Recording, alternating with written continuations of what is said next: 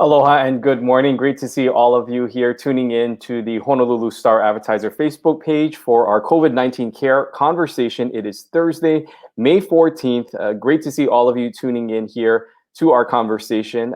I'm Ryan Kalesuji here on Oahu. Yunji Denise is still on the Big Island. We hope to see her here soon. But Yunji, we have a great guest who last time had a lot of participation in this conversation. A lot of people excited to see her here again. Yes, that's right. And that is Dr. Christina Kishimoto. She is the superintendent of Hawaii Public Schools. And whether you have kids or not, what happens in education affects all of us.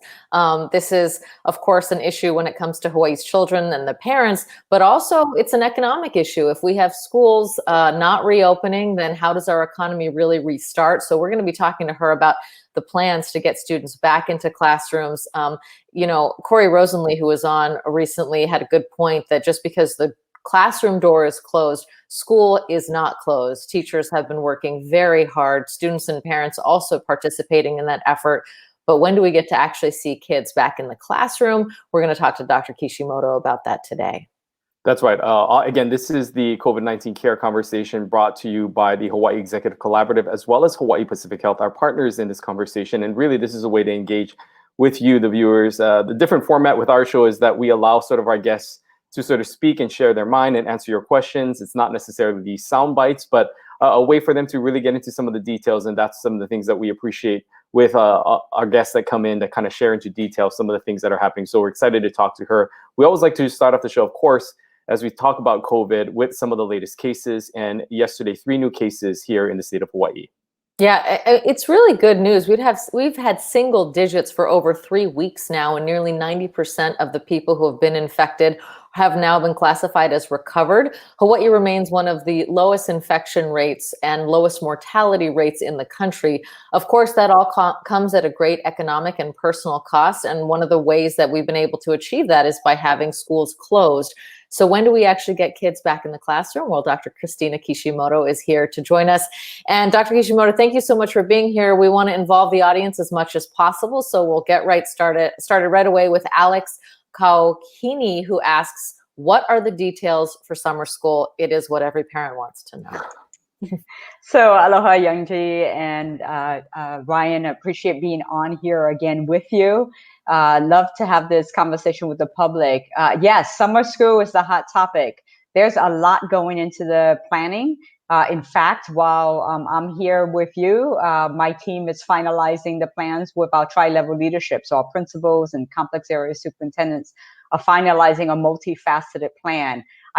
We will have it out in the next few days. By next week, all of the details will be out there. It is a by-school program that's multifaceted. So we'll have extended school year for students who need services, special education students, English language learners students as well. We'll have some services. We're also going to have credit recovery opportunities for students who need to bring up their grades to get credits at the secondary level. We have an opportunity for e-school, which is authentic or original credit. So students who want to get ahead for next year. So it's not just about credit recovery. And we are going to have a blended approach. We're going to have kids online, still learning using distance learning primarily, but we're also going to have some small classroom offerings, a maximum of 6 to 8 students. For students who have struggled with using a device for learning, they are prioritized for those spaces. And we're going to have a number of schools that are going to be offering that throughout our state. How can parents register for something like that? I know, probably the majority of parents would like to see their kids in that 6 to 8 offerings. So how do they get to qualify? So that's for our students who are most struggling. Those are the in-person services. Otherwise, they will have opportunities to register for distance learning. So in order to keep, again, to the social distancing guidance, to have a slow startup to school reopening, we are keeping very limited numbers at school sites, but we're also looking at learning hubs that are digital learning hubs that are being brought into communities. So we'll be talking about those details as well, which will not be in school sites. It provides an opportunity to spread out our students online and also in person in schools and in other community areas. I want to talk a little bit more about the broader aspects of digital learning and some of the questions that we received. We know that there's more coming in. Were sent to us actually yesterday in other shows that we had. And one of the questions was really about the expectations of this digital learning, because we know that some teachers have a skill set with it and some don't. How is the DOE and schools and teachers sort of managing this equity in online learning, with some students able to do it and some students not, and some teachers being more maybe equipped to do this sort of teaching? How are you guys managing that? So imagine going from all in school to an overnight crisis where the state gets shut down, and then I announce we're going from in-person to digital learning. Without having had a digital learning approach that's been broad scale. We have e-school experience. We have some students who have done some blended learning. We have students who have done online classes with University of Hawaii and some of the other universities. But that's a small group of students. Now we're talking about 180,000 plus students online. So we have had variations of readiness. We have some families who don't have access to Wi-Fi in their homes. And so we did partner up with service providers who provided some free access or some hubs that they can activate at home, but not everyone was comfortable doing that either. And so we've had to blend between those who are online and those who receive packets of information. We also had schools preload computers. Now, all of our students have access to computers in their schools. So that was an advantage, that at least our students have that readiness to use a computer, but not everyone knows how to use a Wi-Fi hub. And so as we move forward, we are assuming that the DOE moving forward will be using a blended learning approach permanently, even moving forward. That provides new opportunities, but it means we have to provide training to parents, which will begin this summer, and provide opportunities to look at connectivity across the state. To do connectivity, we're working with our legislative delegation that's representing us in DC right now. We're working with a broadband HUI that has lots of about 70, 80 representatives from business, industry, government, and the Board of Ed are working together to talk about access. And we're providing training for teachers to be able to teach online. We've had teachers teaching teachers in incredible ways. And we also have a Hawaii Distance Learning Forum that was started by a teacher. We have the Hawaii Society for Technology that we have here as well. There's also a set of teachers that are providing formal training for teachers. So we've built up capacity very, very quickly. Now moving forward, the reality is that all teachers need to know how to teach via distance learning moving forward. Well, I want to pick up on that. You said that you think that this blended approach will go on, will continue indefinitely, if you will. Do you foresee those 6 to 8 classroom size continuing into the fall? Should parents be prepared for distance learning to continue that far ahead? So we are aiming to open up on August 4th. That's the start of our new school year. What that looks like is what we're designing now. We need to stagger the startup. We need to reintroduce students and teachers and staff to the new safety measures when they come into a school building. We're going to be providing opportunities for students and families to elect to do their education online to the extent that we can provide that using our platform. One of the advantages of the timing for this having happened is that we were already in the midst of having rolled out Google applications. We had Gmail for all students and staff. And so prior to this year, we wouldn't have had those things in place. We have an e-school platform we've had in place for years, and now we can add classes from 6th grade all the way to 12th grade exclusively online. We can do synchronous and asynchronous instruction. And so prior to this past year, we wouldn't have had this readiness. And so the modernization of technology work that the DOE has been engaged in really helped us to transition very quickly. There's still more work to do because not everybody was trained on those platforms at this point. I want to bring in another question, and really it's just a comment, but special education, I think that brings a lot of questions. We know that special education teachers, very important to our schools, and with some of these parents now having to care for their children, how is the DOE sort of facilitating the needs of the special education students?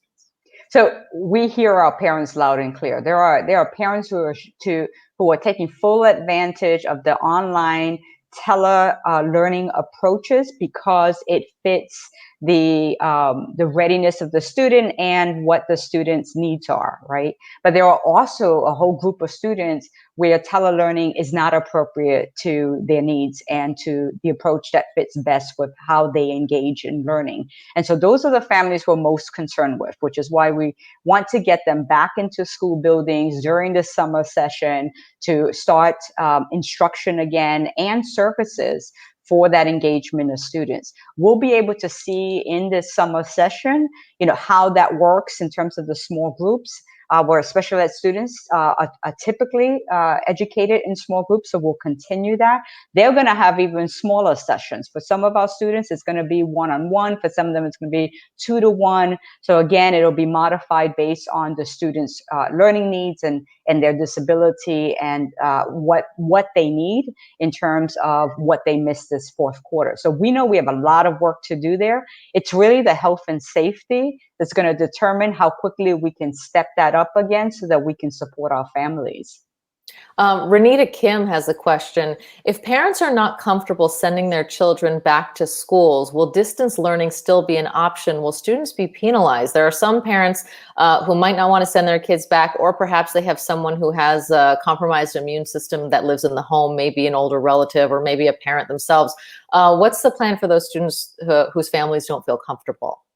So I will mention that I had a recent meeting that involved the governor and our 4 mayors to talk about, as well as representation from our emergency management team, to talk about kind of the parameters, the guardrails for reopening school in August, and how do we provide the correct safety measures in light of the most up-to-date CDC guidance and Department of Health guidance. So that's going to be driving what happens in schools. What we're planning for is how do we maximize the opportunities for parents to have choice, to be able to keep their kids home if that's what they are opting for a variety of reasons, including health reasons, to be able to do their learning online. So that distance learning approach is also what we're planning for. The health piece, those conditions that we have to meet to be in person, and the distance learning. And how do we do that with a teaching body that's going to have to be split between online learning and in-person learning? And that's not just for instruction.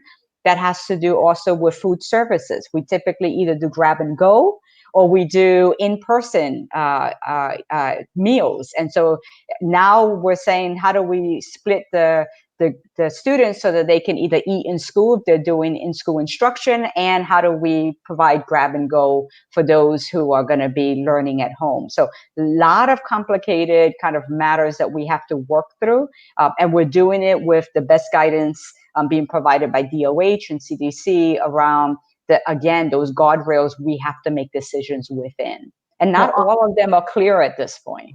Right. And on that, Monique has a question. She was just before Renita, Ryan. We want to call that one up. Did you expect a hybrid for starting school back up for the fall, similar to what some folks on the mainland are planning, where it's, 2 days in school and then 3 days at home? That's the question from Monique Delgado there. What's your thought on that kind of a system?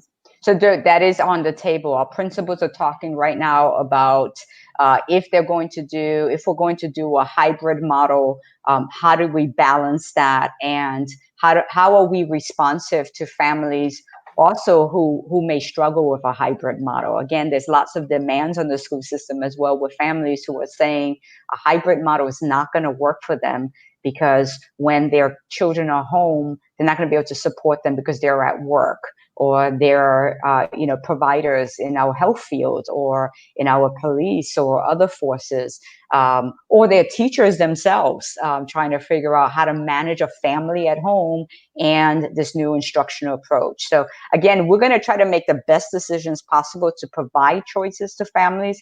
It's going to be a balancing act of how to do that within limited resources that we have, including a limited number of teachers who are part of our workforce. We're not going to be able to step up hiring more teachers because there just isn't a workforce out there to hire more teachers. Ideally, I would bring in more teachers to split that body up between the online and the in-person. And we're working with a fixed group of teachers. They're doing tremendous work, and they're part of this designing. I mean, when you think about it, there are just so many different scenarios that have to be Yes. factored in. I mean, things that, I mean, as an outsider, just not even realizing the demands and all the different scenarios. So it's interesting to hear that. One of the, of course, another scenario is those multi-track schools.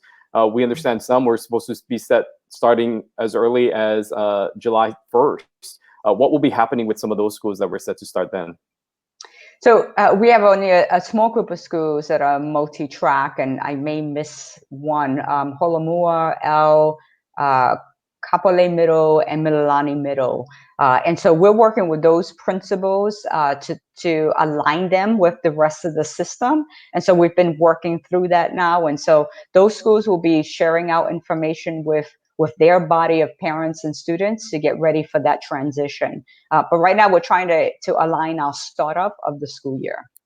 Another important part of school, of course, is physical activity. How do you envision athletics moving forward at all levels?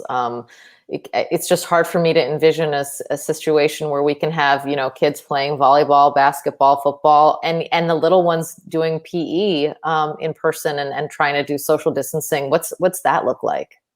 So there's a couple of things to think about here. One is UH and other colleges throughout the nation have talked about the fact that it's going to be hard to make those decisions right now until we know a little more in the summer, and we're in the same situation. Our athletic leagues have been thinking about this, and they'll be coming up with some recommendations themselves around the competitive athletic side.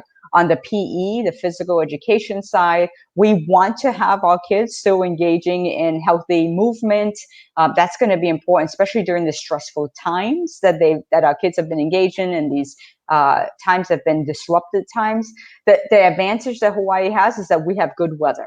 And we also have in most of our schools some decent outdoor spaces where we can not only move physical education outside, but also some instruction outside.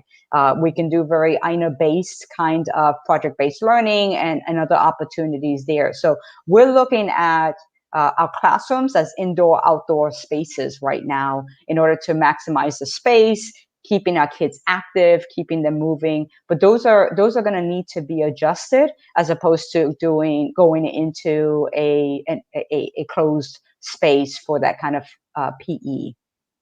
Nina has a question here about face masks. Will the DOE consider requiring face masks for staff and students, as a case for some schools in California, and how will this be enforced if so? So we're working with Department of Health, who's also consulting with CDC around guidelines that are also age specific.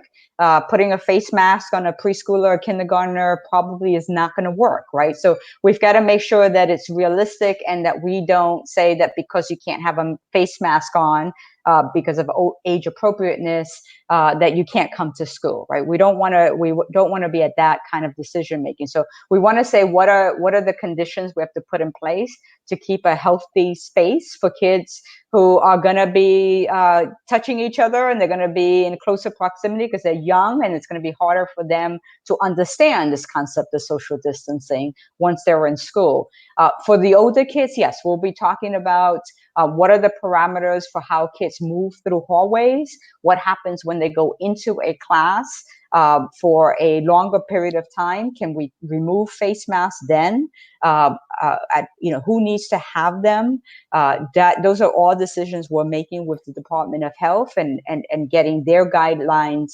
Again, those guardrails we have to work within. So that also includes on school buses.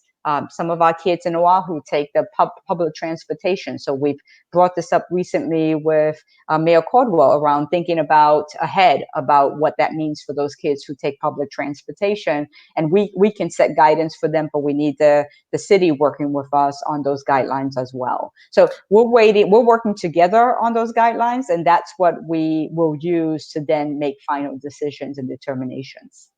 There's some questions coming in about meal programs.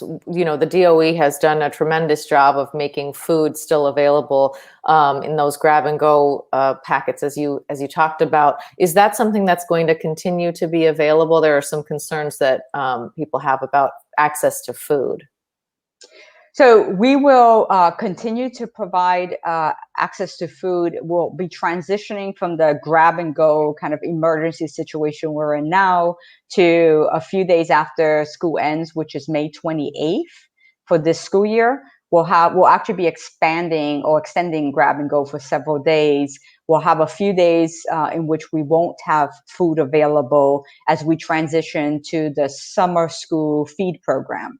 And then we're looking now at how many schools have the staff available and the capacity to continue summer feed. Summer feed will look very similar to grab and go, with the exception of those schools that are going to have in-school summer learning opportunities. And so that's all being worked out. But yes, there will be a summer feed program. How many sites we can do is what we're looking at now. And then there's the transition into the school year that we have to be ready for. One of the biggest challenges for us, if it's not already obvious as I'm talking about these details, is there is no break, right, between this emergency into summer school and figuring out how we maximize that summer learning and do feeding and get ready for a new design for the fall. And they're all bumping into each other now in terms of planning, and it is a very, very stressful time for everyone. And I do thank my staff across the board. They are doing tremendous work. Our principals, our teachers, our support staff,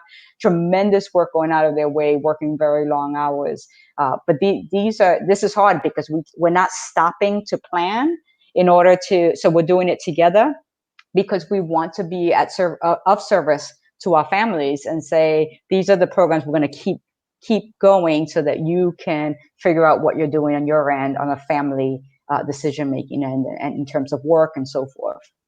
You know, one of the questions that we got submitted earlier was just about the communication with the department, and if there is an opportunity or a way for there to be some sort of interactive communication where maybe parents could send questions into, or maybe could provide suggestions or comments of things that they're going to. Is there something that's been set up? Because some of the parents are saying this forum is maybe the only way that they can connect with some of the DOE members. What would you advise to those parents that may have questions or want to speak directly to the DOE? So, you know, the DOE is all of us, 22,000 employees. So we're encouraging parents to work through their teachers and principals, because that's the shortest distance between a parent and the DOE. We're trying to get as much information out on our website, social media, holding a variety of forums. We're actually going to do something a little different the first week of June, where I'm going to be having 4 webinars. One for parents, one for government officials, one for business and industry, one for nonprofits, and our internal staff as well. And the idea is to give a summary of where what we've completed during this closure period, how we're going to transition into summer and into the fall, and to be able to collect via that webinar the questions that are most pressing so that we can tailor our communications. We've also started to talk about whether those webinars can be done in smaller groups, so whether they're held by the principal, which means that the principal's focus on his or her immediate community, which would be a smaller group that allows for communication back and forth like this, or whether that's by complex area, of which we have 15 complex area superintendents. So we are taking the feedback from parents to think about what's that next level of communication design that we need to think about. And we appreciate those suggestions. You know, for some students have been very engaged with their teachers and they've had the resources to continue their learning. Other students, you have to imagine, really sort of fell off the last 2 months, perhaps through no fault of their own and no fault of their parents. So what is the DOE doing to make sure that students are actually equipped to move on to the next grade level? So that group of students, we know who they are. We know them by school. They're the ones that we're targeting for the summer learning. They have first priority. We're bringing them in. We're saying you have access to in-person seats.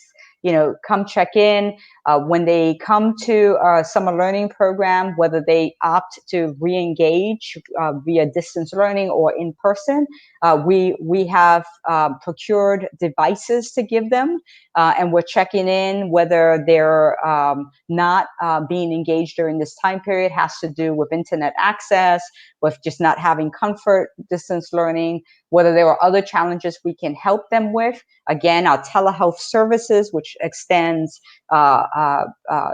health and mental health and medical health services to our Department of Ed kids. So again, trying to figure out for each child in a very individualized way, what is it that is an impediment right now? And for some of them, it is the difficulty that their parents are in right now. They've lost jobs. They have kupuna who need medical services. They have multiple children who are trying to be on devices. It's just so complex right now for families. And so we're trying to distill it down to how do we simplify it for what that child needs in that home, or that group of children that may all be in one home. And so we're doing things like digital learning hubs. So putting Wi-Fi devices on vehicles into communities. So we're rolling that out. We're identifying whether it's libraries or other spaces where kids can come to a centralized location that is not school, but is staffed by a teacher to provide those kind of services. So again, trying to differentiate during a time period that's just very complex for everyone right now.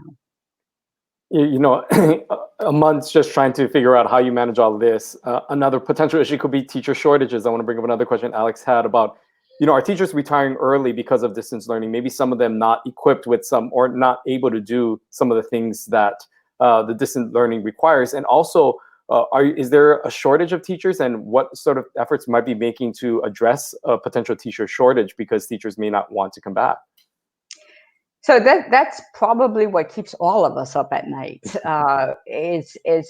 We need the teachers in place, whether it's distance learning or at the school site. And so for teachers who don't have the comfort with technology, some of them may be close to retirement. Some of them just haven't had the breadth of experiences. There's plenty of work for them to do. There's in-person teaching that we need as well. There's co-teaching they can do. There's lots of things they can do and work that they can be engaged in without and have the time to be able to develop those skills. The challenge is that for the last 5 years, we've had between 1,100 and 1,300 teacher shortage spaces, right, in terms of classrooms, and it's been quite significant. So we've done extensive reach out to build up that pipeline of teachers, and we're now running into, we've built up that pipeline internally in Hawaii and also on the mainland and even abroad, but now travel is grounded, and so teachers on the mainland are saying, I don't know that I'm going to be able to accept that position.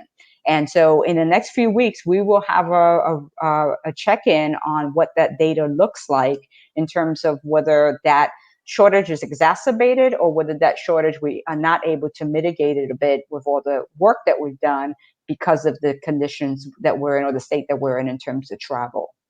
I know you mentioned at the top that the summer session, for those of people who are joining late, that there will be a modified summer school with, 6 to 8 students in a classroom. How many students do you actually expect to be able to come and learn in person? Do you have a rough estimate in terms of the number of students that will actually be able to access that kind of learning? I don't have those numbers yet because we're recruiting for teachers right now. So we're hiring them for the summer. Also, we are looking at parent responsiveness or parent response. Are they comfortable sending their child in? They may need the services. They may not have access to technology, which creates another level of design that we need to do to still provide packets of learning over the summer for those parents who are still not comfortable coming to school. On the other hand, we know we have a demand of families who are saying we're ready to send our kids to school, just make sure it's safe, that you have those precautions in place, but we need that support. So we know we will fill seats. How many at this point until we finalize our registration of students who have been invited to come in and be part of those seats? I can come back and certainly keep talking about where we are, but that's data I don't have yet. Well, you are always welcome because we always get so many questions. Ryan, I know she has to go soon, but there was a registration piece we want to get to. Well, we wanted, I mean, one of the things that I want to kind of lead into was that we know, I think this thing has, this whole effort has, and this whole pandemic has really highlighted some of the things that schools provide that people are not aware of, right? Meals was one of those things that we realized how many students are actually fed through the schools. And the other side of that is just access to healthcare and having a nurse and having somebody that these students could potentially see. And you folks are now starting a way where students can receive health. If you want to maybe talk a little bit more about that opportunity. So one of the challenges that people may not realize is we have health aides and health rooms in our schools, in each one of our schools. And so when school buildings shut down, that access is cut off. And that's a place to catch students who may have a fever or have a cold, need something addressed. What we've done is transition to telehealth service online. Families can call in. I know the numbers being displayed on the screen. I appreciate that. We invite our Department of Education families to call that line. If your child is sick, you're not sure if you should show up at a hospital, you can talk to a nurse before you make that decision to work through that. Also, we have students who may need some mental health services. They're sad, they're confused, they're missing their friends. If a family calls that line, we'll get them connected to our guidance counselors and our social workers and other staff that we have in the DOE who are all working right now and available to talk to that child and see whether this is longer term health needs or whether this is a just need to understand what's happening around me. Okay, well, Dr. Christina Kishimoto, thank you so much. Still a lot of questions coming in, so certainly whenever you want to come back, we will have you back because there's going to be a lot of questions. So, but we really appreciate you taking the time out of your busy schedule to sort of address some of these questions, and wish you best of luck. There seems to be a lot of work still ahead for the DOE, but thank you for giving us an update. We appreciate it, and we encourage everyone to just thank their educators for the tremendous work they're doing. Thank you. All right. Thanks for having me. Okay, Ryan, well, she covered a lot of ground. I know some people have joined in late, and so they're asking questions that she covered at the top. But just to recap a few of the headlines there will be some in-person learning happening this summer, but it is going to be quite limited. They're still recruiting teachers who will be willing to actually teach those classes and finding out from parents if they're comfortable sending them class sizes around 6 to 8 students, and not quite sure if that's 5 days a week or 3 days a week. It sounds like they are still sort of figuring that out. It's, putting on the shoes while you're running, if you will. Yeah, and I think one of the things, I mean, she was kind of listing off some of the scenarios, and that's one of the things that struck me. I mean, you look at all these different scenarios that they have to take into consideration. I mean, there's a lot of parents that are also teachers in the Department of Education. So how do you manage being a teacher and teaching your students, but also being responsible for a classroom? So there's so many facets to this dynamics, and then you factor in food and security and safety.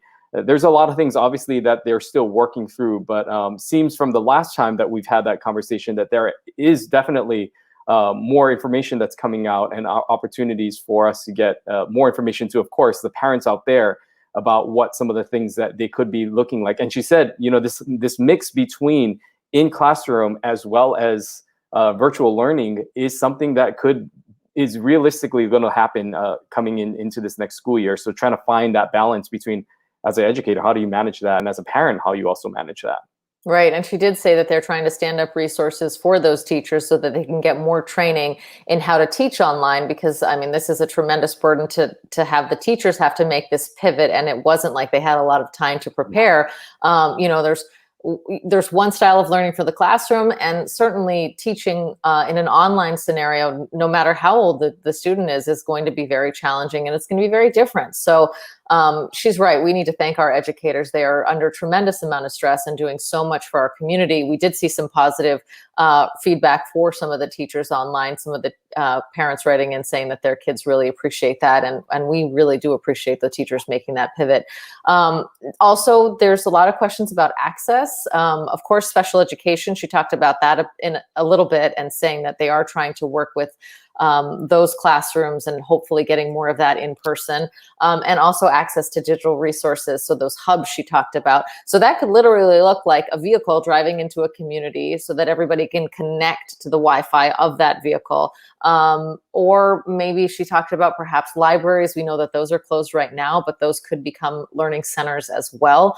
You know, I don't know that they'll be open to the public, but perhaps open to students. So there are just so many variables. And you're right, Kahealani says some teachers are working harder than ever. Certainly so, I would imagine that. Yeah, I imagine that. And again, we want to encourage some of you who may have come in late to go back and watch this rebroadcast from the beginning. Again, it will be posted on the Honolulu Star Advertiser page, where you can sort of go through this episode as well as any of our past episodes to hear the entire discussion that we had with Superintendent Kishimoto. So again, a great conversation there. Moving on into other news, one of the big headlines coming out again from the island of Kauai, saying that first of all, they are extending that quarantine period for 14-day quarantine period for passengers and travelers coming to the island through June. We know that the state officially goes through the end of this month, but Mayor Kawakami extending that through June with the governor's permission, again, under this new format.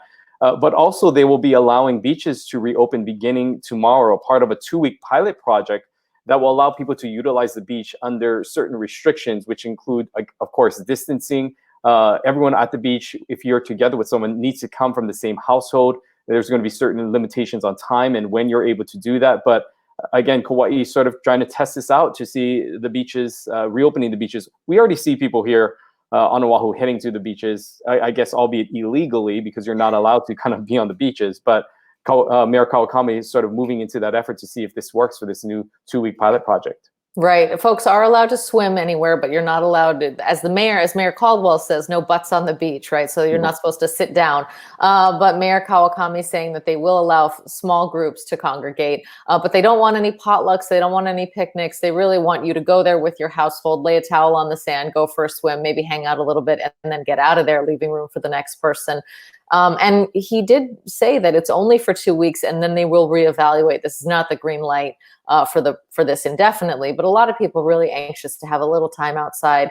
And it can be hard, especially with little ones, to just go to the beach and swim and then leave. So this gives a little bit more flexibility. So it will be interesting to see how that plays out there. The other big headline is that there was a very interesting survey about the sentiment of how Hawaii is doing from the perspective of citizens. So we encourage you to go there. The paper did a great job of doing a lot of polling and finding out how residents feel about the statewide response. The majority, over 60%, saying that the state's doing a good job and they support the response. And then they got into some more specifics about how many people feel comfortable going to a restaurant, to a hairdresser. As retail starts to open up, will the customer base actually be there? So we encourage you to head to the paper. That is their front page today. And it is a very interesting look at the numbers and how people are feeling as things start to open up. Yeah, and of course, we just are getting word that the city is going to announce that there will be allowed for public sports for one-on-one activities for public sports. So things like potentially tennis, I believe, or one-on-one basketball, maybe, where there's no contact. We'll wait to get more information, but that's also just coming through right now. So again, every day, and this thing in this living life in COVID, it's like every hour is a day, and every day is a week, and every week is a month. It just things move so quickly. So again, we will try to keep you posted and updated with all these changes that are happening. And again, continue to stay connected to the Honolulu Star Advertiser, and we'll try our best to also keep you connected as well. One of the things that we always like to do, of course, is highlight a Hawaii hero. And again, we would like to highlight an organization that has really done a lot in our community, even before all of this, and that is Kokuakali'i Valley Institution. Yeah, they have instituted a weekly telehealth and social service check-in that is for the more than 300 kupuna who they serve. These are 30 to 45-minute phone calls to assess health, wellness, any needs so that the seniors can feel cared for. A lot of these folks have been encouraged to stay inside, but that can be very isolating and that can be very just emotionally difficult for them. So we really want to salute them for their efforts. That is a tremendous amount of work to do that kind of outreach. And mahalo to the Hawaii Community Foundation, because this program is made possible with the Hawaii Resilience Fund. So Great work from Kokua Kalihi Valley once again to engage seniors in our community. And a reminder to us all to check in on those who might need help. I'm sure that we can each think of someone that we could call, maybe not for 30 to 45 minutes, but just a quick call to check in and make sure that our kupuna and those in our network are doing well. Yeah, we want to thank them for being our Hawaii hero. And also, again, we continue to accept letters for our Letters for Kupuna campaign. You can head over to coronavirushawaii.com and you can actually submit a letter that we will deliver to some of these care homes and some of the kupuna. We've already received a great response from the kupuna. They look forward to these letters, so we want to make sure that we continue to get them over to them. So if you want to be involved and help to reach out to kupuna, head over to coronavirushawaii.com, where you can get more information about how you can send your letter in as well. Also happening tomorrow will be yet another food distribution. Again, this one will once again be happening at Aloha Stadium. Cars can begin lining up at 7 a.m., but distribution will begin at 10 a.m. You can head over to hawaiifoodbank.org for more information. We will expect to see these food distributions continue to happen throughout the month on Wednesday and Fridays. And from the responses, we know that people definitely need the support and need food. So we see these long lines every single week. But again, that will be available tomorrow at Aloha Stadium. Yeah, and those lines really just reflecting the economic hardship. And one of the things that we are going to be talking about tomorrow with some lawmakers is about the enormous budget hole and what lawmakers are doing right now to address that. So we've got two guests tomorrow's program. That'll be very interesting. And Ryan, we're going to be hearing from Representative Yamashita and Senator Keith Agaran. That's right. Agaran. Yeah, we're going to be talking to both of them to hear a little bit more about the state's plans and things that are happening with this special session, and how are some of the requirements as with the CARES Act coming in, how that funding is helping to supplement the state budget, but also some of the procedures going forward. The state actually going to have to be borrowing some money in order to complete some of these public works projects. We're going to talk a little bit more about that and some of the things and the logistics behind that, but also how it may impact the state overall budget moving forward. So looking forward to that conversation. And again, next week, another full week with the governor, with Scott Murakami going to be joining us once again, as well as the Lieutenant Governor in weeks to come. So there's a lot of things still planned. Sarah Parker is going to be joining us as well. So we continue to look forward to having this discussion and encourage all of you. If you want to hear specifically from someone, please let us know and we'll try our best to reach out to them as well. Yeah, thank you so much for joining us. Thank you for all of those questions. We have invited already, as you heard, the superintendent to come back. So we hopefully will check in with her in the coming weeks again, because we know parents have so many questions and it really is a work in progress. So we appreciate her coming on. We appreciate all of you joining us, and we will see you right back here tomorrow at 10:30. Aloha. We'll see you then.